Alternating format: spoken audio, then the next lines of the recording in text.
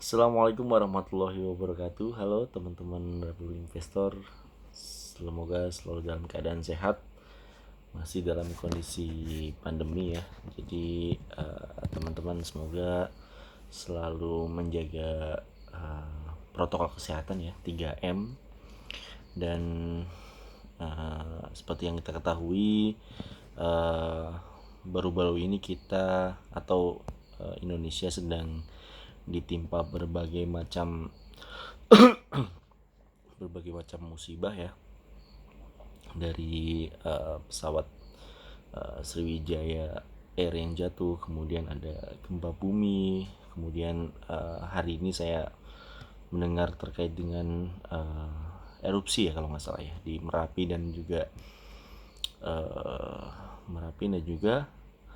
Bromo ya, Bromo. Kemudian ada juga banjir di Kalimantan gitu. Jadi ya kita doakan lah ya, kita doakan buat negara kita Indonesia ya, semoga kita bisa melewati berbagai macam musibah ini. Dan buat teman-teman yang mungkin ada berkesempatan untuk bisa membantu, baik itu berupa materi ataupun non materi bagi saudara-saudara kita yang membutuhkan gitu ya. Oke, bertemu lagi bersama saya Aditya. Seperti biasa pada kesempatan kali ini saya akan sharing atau update terkait dengan aturan nih teman-teman, aturan yang ternyata mudah-mudahan ini cukup memberikan angin segar ya buat para pengusaha-pengusaha. Dan ternyata resmi insentif pajak PP nomor 29 tahun 2020 itu fix resmi diperpanjang sampai 30 Juni 2021. Oke, semoga teman-teman yang mendengar ini ataupun ya yang sudah mendengar dan bergembira di sebelum-sebelumnya, karena terakhir kan update terakhir diperpanjangnya hanya sampai 31 Desember ya.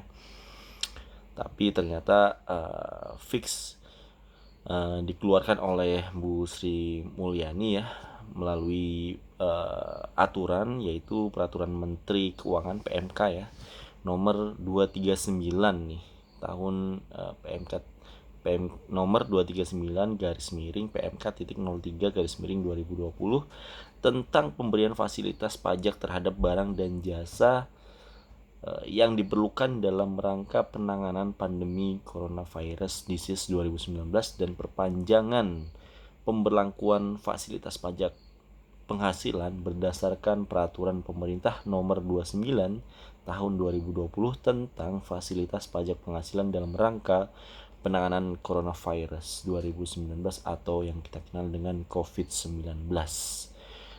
Nah, apa aja sih fasilitas-fasilitas yang diperpanjang itu? Ada 4 nih teman-teman yang perlu digarisbawahi.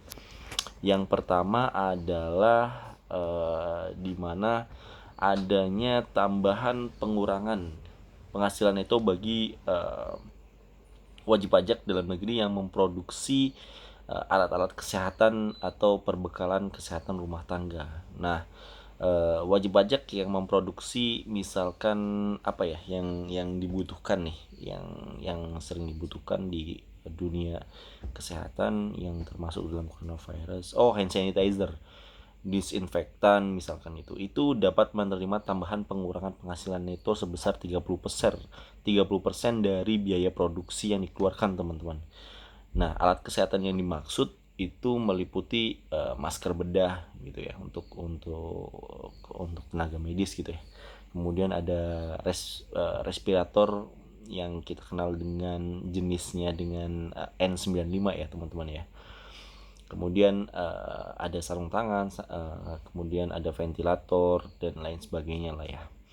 Kemudian yang kedua nih teman-teman, yang diperpanjang insentif pajaknya, yaitu sumbangan yang dapat menjadi pengurang penghasilan neto. Nah, ini buat perusahaan-perusahaan yang ada CSR-nya lah ya. Jadi wajib pajak yang memberikan donasi atau sumbangan dalam rangka penanganan COVID-19 ini itu tidak dikoreksi fiskal nih teman-teman. Jadi itu bisa menjadi pengurang penghasilan bruto teman-teman semua ya. Oke, ini yang menurut saya ya balance lah ya antara kondisi bencana yang sedang mewabah saat ini gitu ya, yang dimana kita belum tahu lah ya COVID-19 ini selesai sampai kapan. Yang penting kita berdoa, dan juga ketika kita membantu wajib pajak bisa dikurangkan, atau untuk perusahaan tidak dikoreksi fiskal dan bisa dibiayakan. Nah, yang ketiga ini buat para tenaga medisnya atau sumber daya manusia bisa di bidang kesehatannya nih teman-teman. Jadi ada pengenaan tarif pajak penghasilan sebesar 0% teman-teman, dan bersifat final atas tambahan penghasilan yang diterima oleh SDM di bidang kesehatan. Jadi ya dokter, perawat itu alhamdulillah pengenaan tarifnya sekarang PPh-nya 0%, pajaknya 0% lah ya, untuk para asisten tenaga kesehatannya, kemudian kebersihannya, kemudian tenaga misalkan pengemudi ambulans misalkan gitu ya, terus tenaga administrasinya, finansinya, dan lain-lain lah, itu mendapat fasilitas tarif pajak sebesar 0%. Dan yang keempat, apa nih fasilitas yang didapatkan, yaitu pengenaan tarif PPh sebesar 0% juga nih teman-teman, dan bersifat final atas penghasilan berupa kompensasi penggantian atas penggunaan hartanya untuk penanganan COVID. Misalkan teman-teman punya gedung gitu ya, kemudian gedungnya itu dijadikan sebagai tempat isolasi mandiri bagi para pasien-pasien yang mungkin di daerah teman-teman itu di daerah teman-teman itu rumah sakitnya udah penuh dan lain sebagainya, sehingga harus menggunakan bangunan atau gedungnya teman-teman di sana.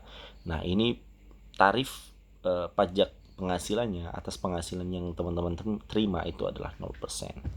Nah, itu